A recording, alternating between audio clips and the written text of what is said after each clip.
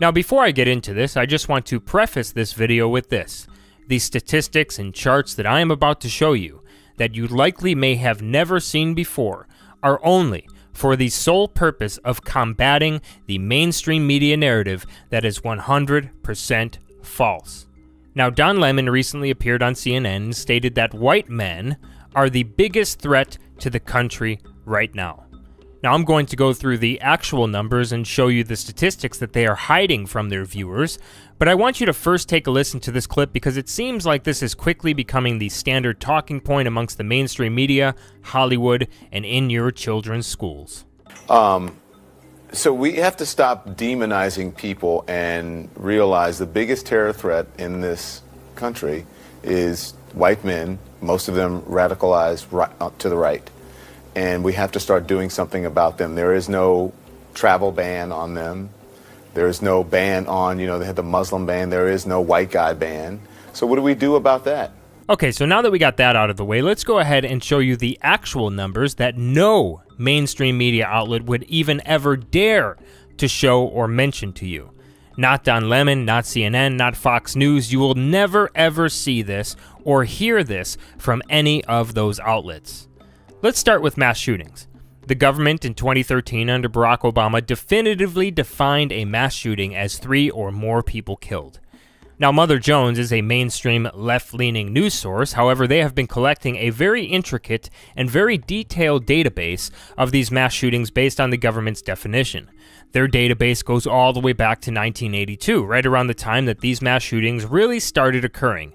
And we'll get into why I believe that they actually started happening and weren't happening before later in the video.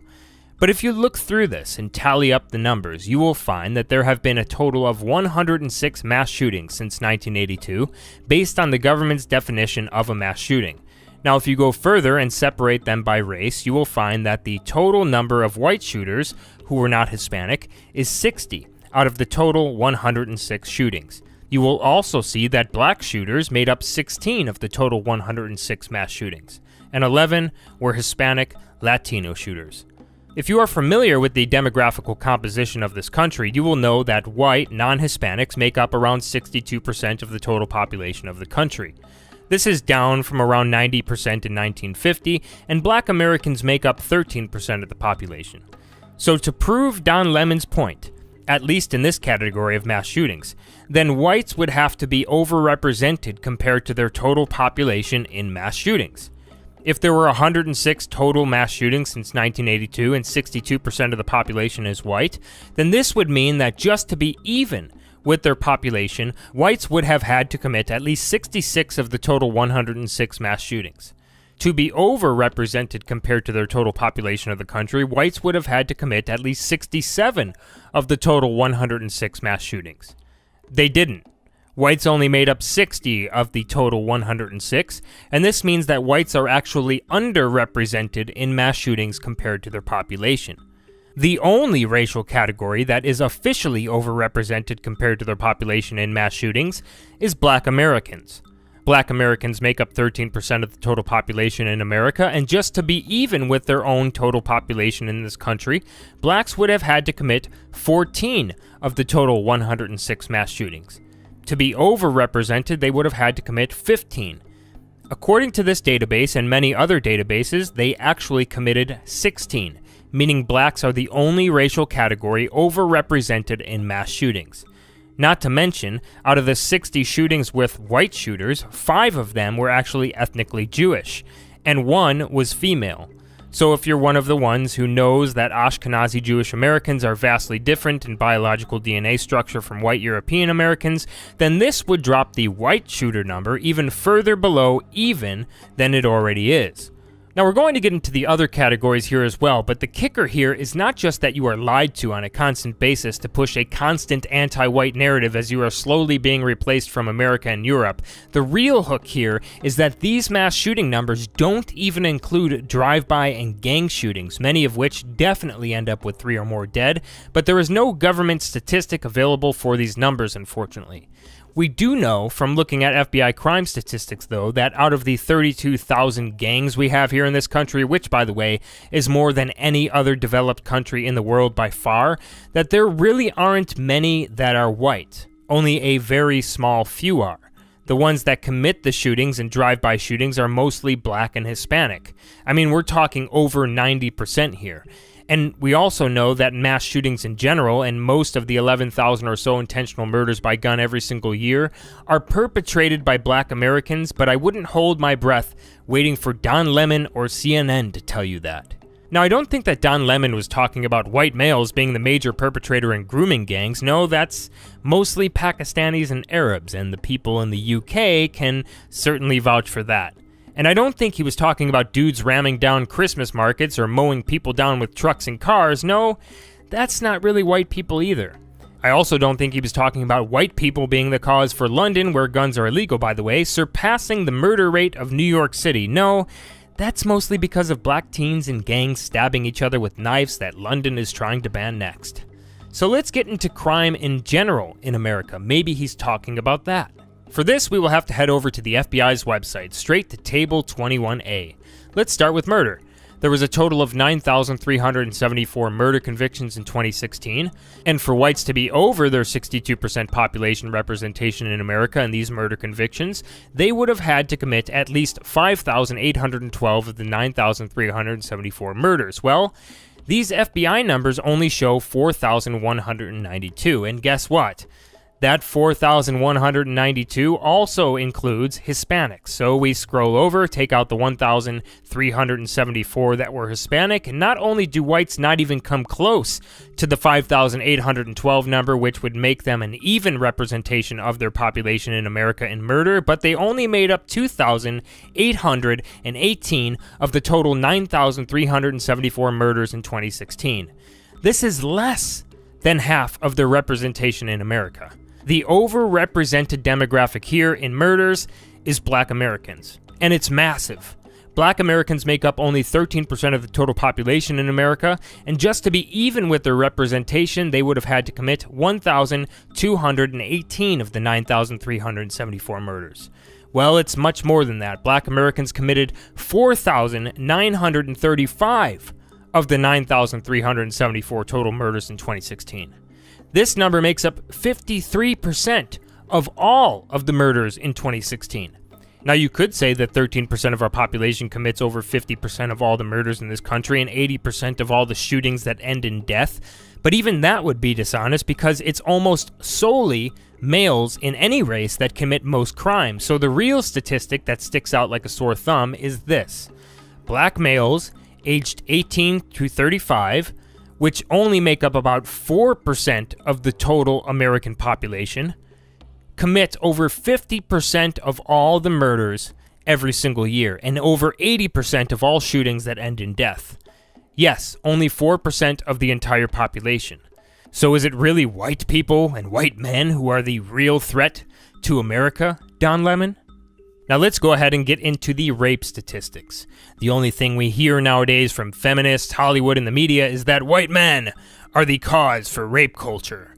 We heard about this relentlessly from our media after the whole Kavanaugh debacle. But is this actually true? According to the FBI, there were a total of 18,606 rape convictions in 2016. And once again, just for whites to be even with their 62% population representation in America, whites would have had to commit at least 11,536 of these rapes. Looking at these numbers, we see that whites are tallied up at 12,571 of the total 18,606 rape convictions in 2016. Did we finally find our first and only overrepresentation of whites in crime? Oh wait. Let's scroll over and take out the 3,758 of those that were actually Hispanic, and I guess not. This leaves us with 8,813 of the total 18,606 rape convictions in 2016. The only racial categories for rape here that are overrepresented compared to their population are Hispanics and blacks. Black Americans, which make up 13% of the population, commit over 30% of all the rape, almost 1/3 of all rapes. And Hispanics, which only make up 18% of the population, cause over 20% of all of the 18,606 rape convictions in 2016. Almost 1/4. White rape culture, BTFO'd. Now, I'm not going to go through all the numbers here, as I'll include a link in the description for you to go through yourself. Remember the Hispanic number hidden a bit from you all the way to the right side there. But just in a per capita calculation, you will see that robbery, rape, aggravated assault, weapons charges, motor vehicle theft, and actually all violent crime in general really isn't showing this dangerous white male narrative that Don Lemon and your university professors are pushing. Now, you may be starting to see why the safest states in America per person are places like Vermont, Idaho, Maine, New Hampshire, etc. Even though most of these states have almost no gun laws and even permitless concealed carry. You may also be starting to see why the safest countries to live in the world are places like New Zealand, Denmark, Switzerland, Canada, etc. Not because of gun laws, as you can see with states like Vermont and Maine and countries like Switzerland, but really because they don't have even close to the over 30,000 gangs that we have here, and they are homogenous, monoracial countries and states that don't have an 18% Hispanic population and don't have a 13% black population. People like Don Lemon and CNN like to talk about how Alex Jones and others stir hatred and cause people to do crazy things, but it was really right after CNN's coverage of the Black Lives Matter march that a black man sniped down 5 police officers in Dallas. It was because of Don Lemon and CNN lying and hiding from their viewers that there is double the amount of white people shot by police on a yearly basis, and 0 of them are covered by the mainstream media. They're also hiding from you the fact that while there is an overrepresentation of blacks shot by police, that blacks have run-ins with police at a rate that is 15 to 20 times higher than whites because of the amount of crimes that they commit.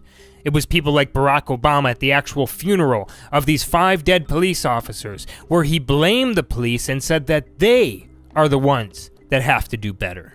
It's centuries of racial discrimination, of slavery and subjugation and Jim Crow. They didn't simply vanish with the end of lawful segregation. None of us is entirely innocent.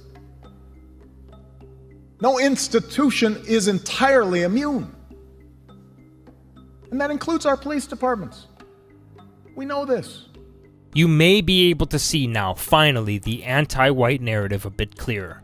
And you may have realized that this covert and sometimes overt attempt to shame and shun whites, this attempt to blame whites for everything while removing the blame from any other group in this country in order to lull whites to sleep as they quickly are completely replaced from America and Europe by these elite, cosmopolitan, globalist Luciferians. So there's a second thing in that black box, an unrelenting stream of immigration, non-stop. Folks like me who were Caucasian of European descent, for the first time in 2017, will be in an absolute minority in the United States of America. Absolute minority. Fewer than 50% of the people in America from then and on will be white European stock. That's not a bad thing. That's a source of our strength.